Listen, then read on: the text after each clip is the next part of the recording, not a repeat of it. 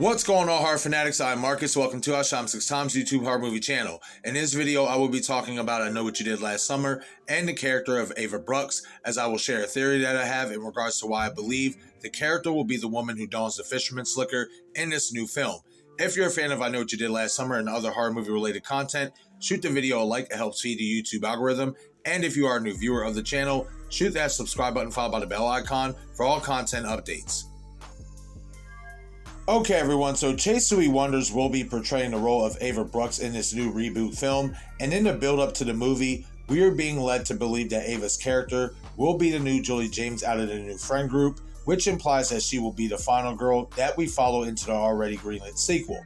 However, there are certain things that we have seen in the trailers, as well as a piece of dialogue that I heard from an Entertainment Tonight interview with Chase herself from a couple of months back, that not only make me think Ava's character will not be the final girl in this film, but that she will be in fact the woman killer that we speculate is underneath the slicker in certain moments seen throughout the trailers. Without wasting any more time, let's get into these clues that make me believe that Ava is one of our killers.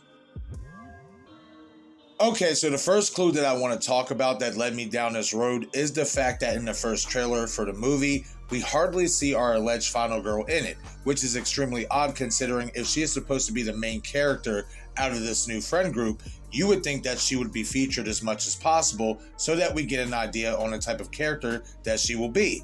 They did make up for this in the more recent trailers, but it is still very odd that she was hardly seen at all in the first trailer, and when she wasn't under attack like we've seen with Danica's character.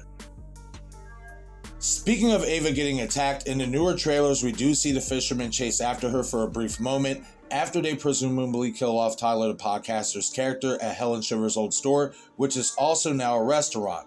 But what really catches my attention here is the fact that Ava gets trapped in some type of extra large fish basket as the killer ends up going after Tyler. Why this catches my attention is because she is the only one out of the friend group to get caught in a trap like this that we see in the trailers. And why this is interesting to me is because it seems that it was done to keep her away from the danger of being killed by the fisherman. Especially when you take into account how she somehow gets out of the trap, which we can assume maybe the killer pulls the basket back up to release her. But even if that is the case, she doesn't seem to be too worried about trying to leave to go get help or even pull out her cell phone to call 911 based on what we see in the trailer in this moment. But the most interesting clue in this moment, in my opinion, is the fact that when she comes face to face with the killer, she says the line, "That's not funny," before the fisherman proceeds to slash at her. Why that is interesting to me is because she was just in a compromising situation, being trapped, witnessed Tyler running for dear life from the fisherman, so what would make her think in this moment that this was a laughing matter? Especially when you take into account this scene takes place after Danica receives the card that reads, "I Know What You Did Last Summer," along with the fact that her fiance Wyatt was killed before this scene takes place. Strange choice of words, to put it lightly. Even the attack on Ava seems rather over the top, with the fisherman slashing wildly, almost as if it was done to make it look like they are really trying to kill her without actually really having intent to do so, especially when you take into account how surgical and methodical the other attacks on the other characters look in the trailers, outside of Teddy, who was visibly fighting back, which would explain the killer's urgency in that moment. Now, you can chalk up Ava being attacked and let off the hook by the killer as an homage to Barry Cox's character from the original film.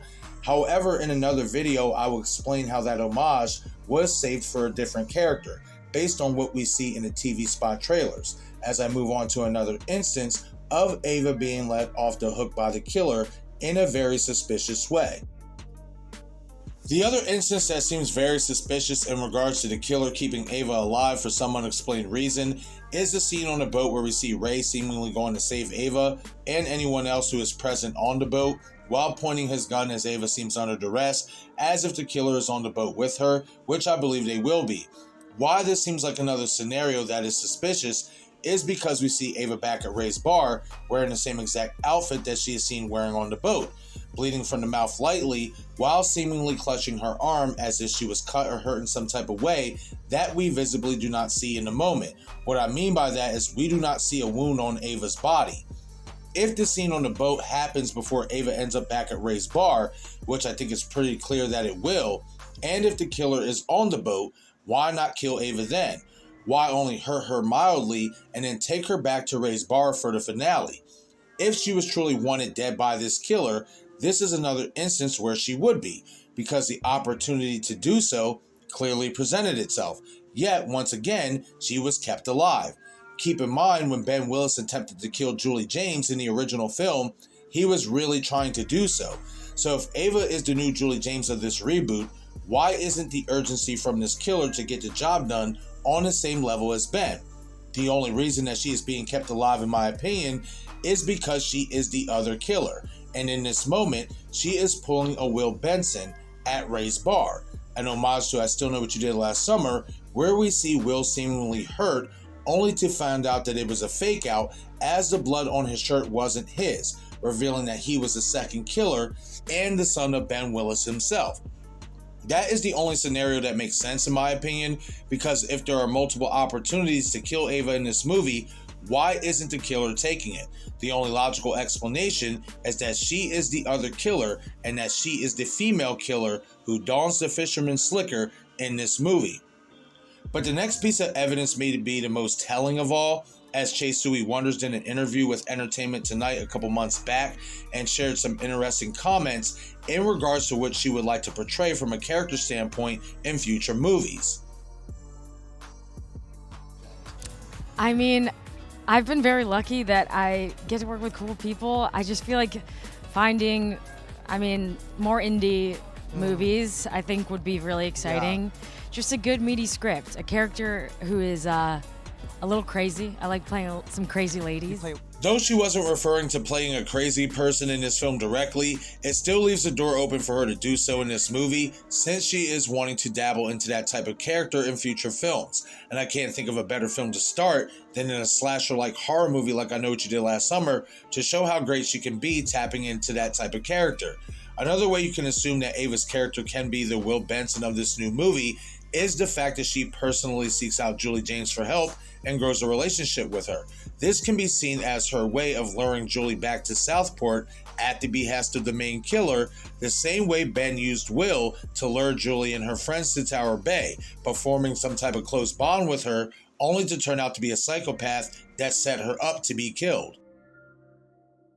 Ava's individual movie poster to promote the film, it reads, "Your good intentions won't save you." What if the good intentions Ava is trying to show is to the main killer who she is helping? Someone who could possibly be a male family member of the person who was killed in the accident. Maybe as a way to think she is redeeming herself, she reaches out to this person and she grows a relationship with them deep enough to the point where things get physical.